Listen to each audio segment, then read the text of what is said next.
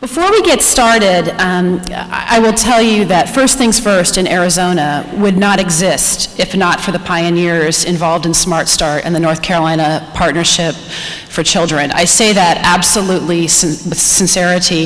And I thought before I start with Karen and Stephanie, there are many of you sitting in the room here who have been involved in this movement for the past 20 years. You're volunteers, you're Republicans, you're Democrats, you're independents, you're libertarians. You've been working for Smart Start, you've been working with the state.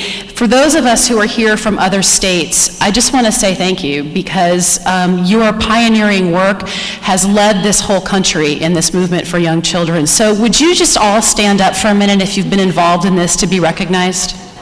Stand up. Come on.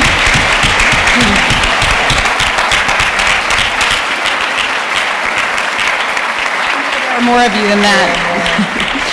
Well, I just want to say thank you. I'm honored to be with Stephanie and Karen today, and I want to start by thanking you both.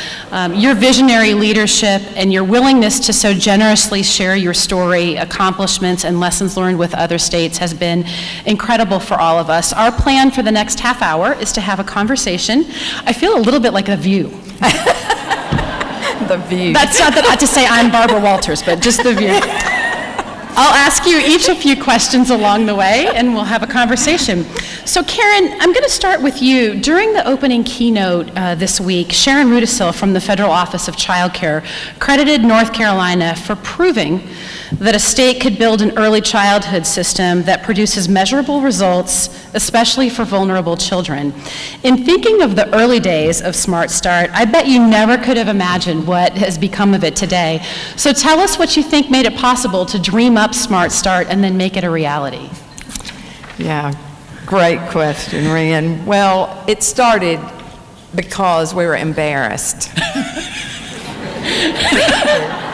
When you looked at indicators of child well-being and child care standards, we were at the bottom of the barrel. And it wasn't because some of us weren't working hard to do more, but we realized it wasn't enough. And so we had the worst child care standards in the nation. Every indicator of child well-being was at the bottom of the chart. And this brought a sense of urgency to North Carolina, and through the visionary leadership of Governor Hunt, who was willing to lead a comprehensive effort, not just in one arena, but in many. And then with the committed leadership in every county in North Carolina, one of my best memories of Smart Start, and Joe Deck and Sue Creech will remember this, and probably many others of you, but we talked to every county in the state over and over and over in those early days, because they were saying, what is it?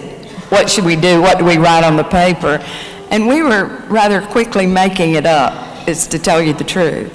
But it was those leaders in every single county who said, this is important, we can do it, now come and help me, and brought that group together at the community level. To me, that is what made it happen, Rhian. And they didn't give up. When it didn't work, they didn't get it. I often say that I was the saddest person in North Carolina on that day that the announcement was made for the first 12 partnerships, because I knew all of you in those other partnerships that it was such a sad day for you. I can still feel that feeling I had.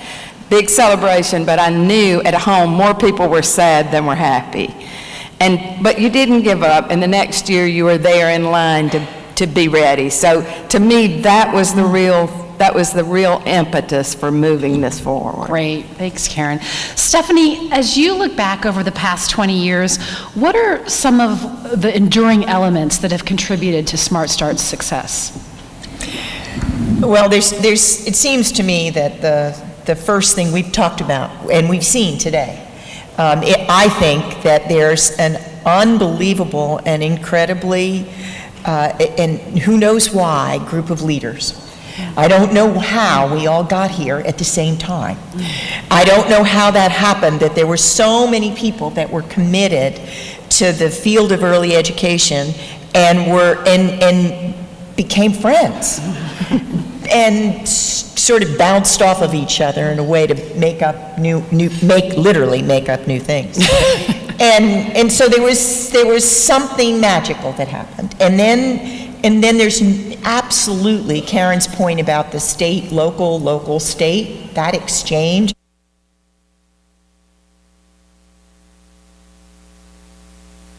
They'll get it in a minute. There it is. So there's leadership, there's the state and local working together.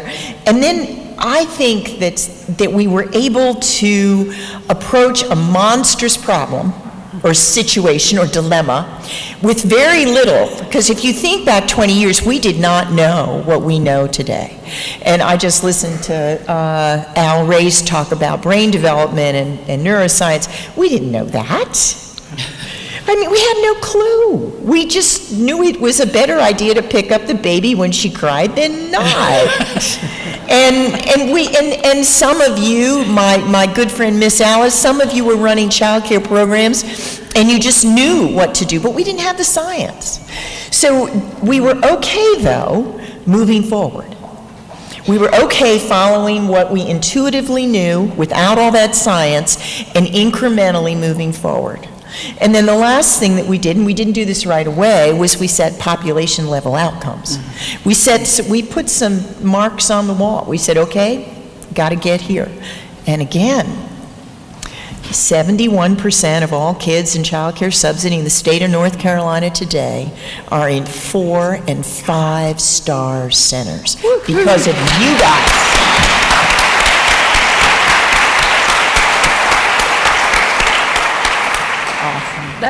That is amazing. And I look in Arizona as we are building our quality rating system, and what a dream to have 71% of children in 4- and 5-star rating programs. That's great. Karen, I love to talk about how Smart Start was a system before any of the rest of us knew what system building was, and we use that term now so often, or system thinking. But when we talk about systems thinking, it can be a very abstract concept. And so in simple terms, what does it mean to build a system? And how do we keep the heart in the connection? So that is, how do we talk about our work in a way that keeps the needs of children, families, and communities front and center? I think simply it's organizing to get better outcomes for children. And you know, there's a lot of debate across the country whether you should all be in one building or whether you should be scattered out and how you're connected. But I often say that you don't have to live in the same house to be family. But you do have to communicate with each other, and you do have to plan together. So that, for me, is what it takes. And I think Stephanie touched on one of the things that made that work for us at the state level is we had deep respect for each other across agencies. We didn't always agree on everything, and we had some great debates behind the scenes. But when we came out, we were united, and that has moved us farther than you would think that alone would do. So that was an important thing. You also have to make sure that all your policies, your programs, your resources, and your data work together to produce the same outcomes, that you're moving toward the same outcomes, and you're putting things together to make it work that way. So anything Smart Start did supported the work of the Division of Child Development. We weren't working at cross purposes with each other. And to me, that made the difference. And then we were all willing to be accountable for the results.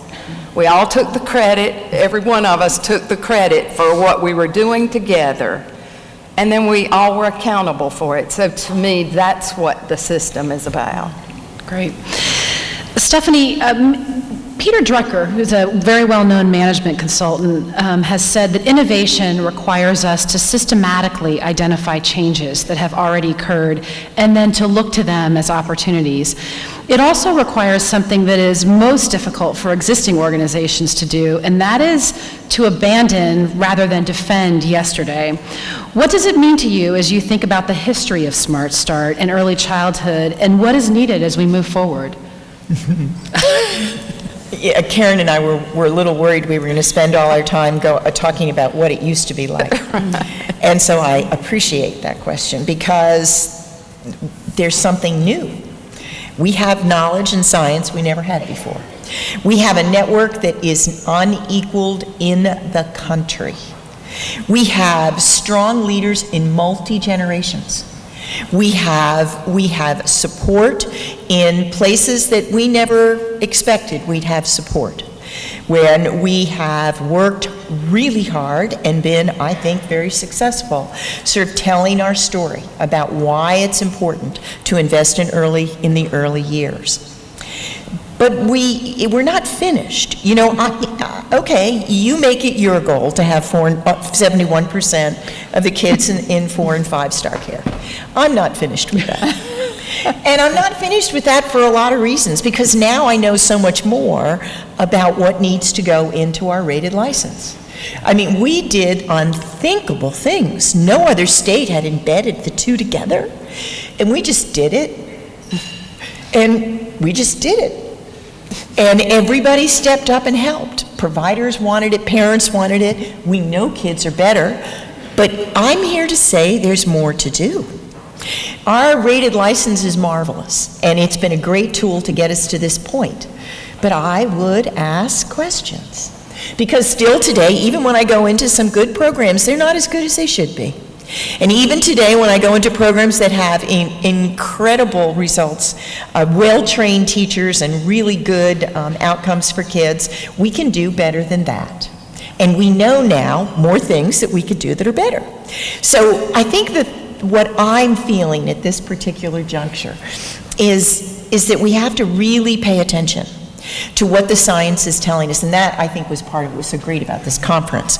I mean, the work that we heard in the elevator, a classroom teacher, kindergarten teacher, was going on with me about the kindergarten kindergarten entry assessment, and how it had these components, and she really wondered about that, and how about this, and this researcher said, and I'm just, wow.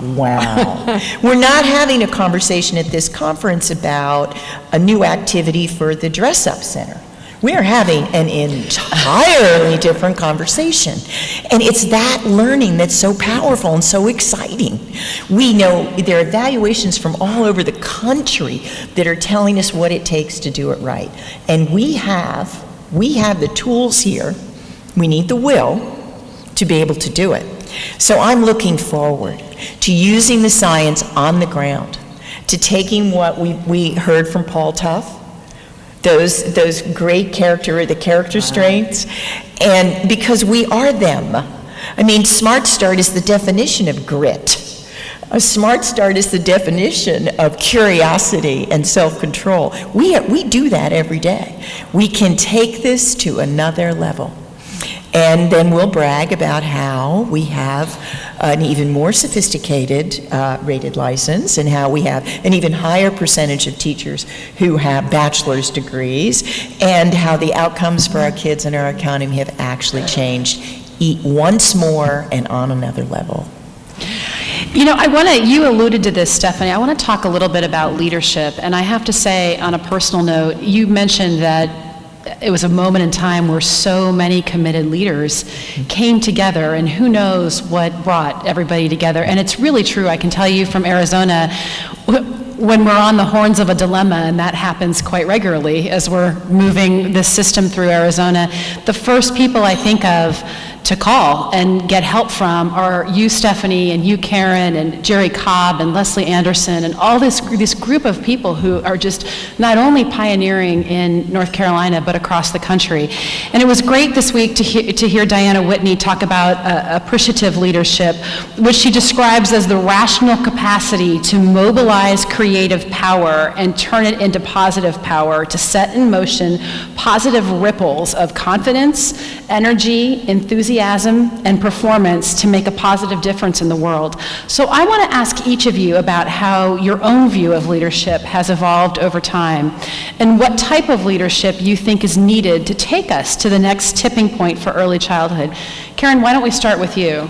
I'm not sure my view of leadership has changed, Rhian. What I know now is that leadership matters, and that whether it's a small county in the state or a large county with a lot of resources, the common denominator for success is leadership, both leadership from boards and leadership from staff. And trust me, there's not one person who's the leader anywhere. We are all leaders in our realm of being. And so the boards and the staff who exhibit leadership get work done and do it very well. So I'm just more convinced that's important. I'm also more convinced that relationships are everything. That building relationships with teachers, for example, to improve quality is one part of that. But building relationships in the community to engage them around this work is another very critical point. I do think that we're nearing another tipping point in early childhood, and I think for that to happen, we need the following qualities. One is continued passion for the work. You just can't beat passion for convincing people it's the right thing to do. We need a commitment for equity for all children, all across the country and across our state. We need an understanding that caring for the least of our citizens is not a partisan issue. It's everybody's job. And we need a willingness to lead boldly, as we are going to watch you do, Rhian. That was a mandate, wasn't it? Stephanie. Yes. I will remember you said that to me. We will remind you, Rhian. You know, and I think that my understanding of what's most important about leadership has shifted some in my lifetime. And I certainly agree with Karen around some of the key components. There's no question that the issue of that the relationships are what make it work.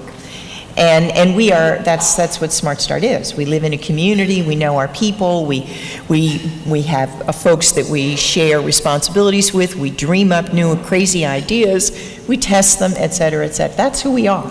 We are a community who works on behalf of young children. The issue of equity, I think, has always been important. It's not a new thing. But it's becoming the difference between the have and have-nots. It's just heartbreaking. It's brutalizing to all of us. And so one of the things that I'm so excited about, I can thank those of you who've opened, you've really taken the time to join the Leaders Collaborative that we have here in North Carolina. We've had 3 cohorts of executive directors who, with the support of their board and board chairs, have committed serious time over an 9-month period working together to develop leadership skills. And their focus has been equity. Because at the end of the day, it won't work unless it's all of the children. So it's so exciting, and I hope that we'd love to share it with other states. We'd love to talk to folks who really want to do this work at the community level, and to hear the stories of success. It is very, very exciting. And then the other thing I wanted to say about new leaders, what's coming next, goes back to my answer about using the science. It's also using data. Karen and I didn't have that data. We didn't make it up. Yes, we did. Karen just said under her breath, we made it up. Whatever works, really, Karen. No, we had information. We had information. We had information. And we added it up and drew the line and added it and turned it in. That's all we had. That is all we had. I'm not kidding you. We can only hope that people who She's give an us authentic grants are out of the room. We got better at it. We got better at adding it up. We did. We didn't have the data that you have now. You have incredible data. You can tell us which communities in your county are most at risk. You can tell us which programs need the most resources. You can tell us where the kids of color are. You can tell us where the English language learners are. You can tell us that. And we didn't know that unless we drove around town a lot. And we did drive around the state a lot. But we had information. We didn't really have data. So this new generation, needs to drive with data. Great, thank you, That's great. Stephanie. So this afternoon, Stephanie, you get the final word today. And many people in the room today have child development backgrounds and are familiar with the developmental psychologist Lev Vygotsky's zone of proximal development, which he describes as functions that have not yet matured, but are in the process of maturing, that will mature tomorrow, the buds of development, the flowers of development, rather than the fruits of development. That is what is only just maturing. What do you see as the zone of proximal development for early childhood work that has the potential power to actually move the needle on disparities in young children's learning? What should we be doing individually and collectively to reach for that next level of development in our field? Wow. Let's see. That's a big question. But when I thought about the conference and our week together, I thought about things that, I thought about the fun of being with old friends and talking about where we've been. But I also thought about what I really wanted everybody to hear, I wanted everybody to know about. And it actually is part of what I feel and see budding in our Smart Start communities. And then, you know, we're talking about the theorist and the proximity. Yes, okay. And for me, I'm seeing something really quite amazing happening in the Smart Start community. And I would venture that from my work in Washington, that I'm seeing that at Washington and across states as well. And certainly, Karen, you're right. We're going to make Rhian carry this on for us. And there are a couple of things that come to mind. And one of them is the issue of relationship. And the understanding that, you know, when people say, well, we want to go network, it does not mean you want to go shop at the mall. It means you want to be with other people who have passion like you do about the same issue. It means you want to learn from them. You want to ask them really hard questions and see what the answers are. So there's a relationship and an open-heartedness to that relationship. And in our Smart Start family, it's that open-heartedness that makes us good at what we do. You can't build a community board. You can't change your outcomes in your community if you're closed to other people's hearts. So there's something really important to me that is a new sort of a learning for me about being open-hearted. And so open-heartedness around the relationships. And inside that are a couple of other things that I think are changing. I think I think one of the buds is evidence-based. One of the buds is clearly science. Now, we will not learn science by ourselves. We will learn science together. This is neurobiology. Now, oh, Al has left. Is there anyone else in the room who has a PhD in neurobiology? That's what I'm just checking, but I do not have a PhD in neurobiology. We are going to learn this, though, and we are going to learn why it matters to the people we interact with every single day.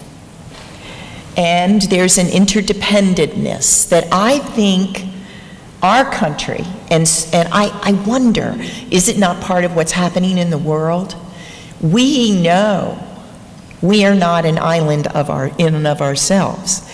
We all know that when the euro goes down, it changes the economy in the United States. We know now that we are so interconnected that we can neither deny it, we certainly can't deny it, nor can we be angry about it. But what we have to do is embrace it. And so it's an open-heartedness, and it's a willingness to look for evidence and allies in places you may not have seen them before, which actually does go in part to us depoliticizing this issue. It has nothing to do with that. And then remembering at a very complex level that we are all in this together. We are, and I would just end, I have, on a personal note, a couple of things. For those of you who are from other states in the audience today, I can tell you that we have an opportunity to build on the magic that has happened here in North Carolina, and it doesn't have to be unique to North Carolina, and it will take all of us figuring that out. And on a personal note, I'll tell you, when we dreamed up the idea of a ballot initiative in Arizona, the very first thing that we did was look at every state in the country and what they were doing, what their models were for young children, what kind of systems building work they were doing. And we kept coming back to North Carolina and Smart Start as the model that we wanted to emulate. And I had never met anybody from North Carolina before, and I was coming here for an Episcopal retreat in Asheville, having nothing to do with early childhood. And I thought, you know, while I'm there, I'm just gonna call Karen Ponder and see if she might be willing to meet with me. So out of the blue, I called Karen and said, you know, this was 12 years ago. I don't know you, Karen, but I introduced myself and I told her what we were trying to accomplish, and instantly she said, yes, come in, I will make time for you, I want to sit with you. And she probably spent a couple hours with me, and I still have the notes I took that day from meeting with Karen. And it is the generosity of spirit that both of these women have here, and the generosity that you all have in this state in sharing this knowledge that you have and sharing the effort that you have. It really, I cannot emphasize enough how much it is really changing the landscape in early childhood across the country, and how much you've influenced all of the rest of our work. And then the second and final thing I would say to you both, just as a woman who is both working professionally and trying to balance professional aspirations and goals and moving this field and raising young children, it is such a gift to have mentors that are willing to share their time and their energy and their expertise and your knowledge. And so I just want to thank you, because I know I'm not the only person who both of you have mentored. I know there are hundreds of us, and I am so incredibly grateful for that. So thank you very much, and thank you for being with us this afternoon.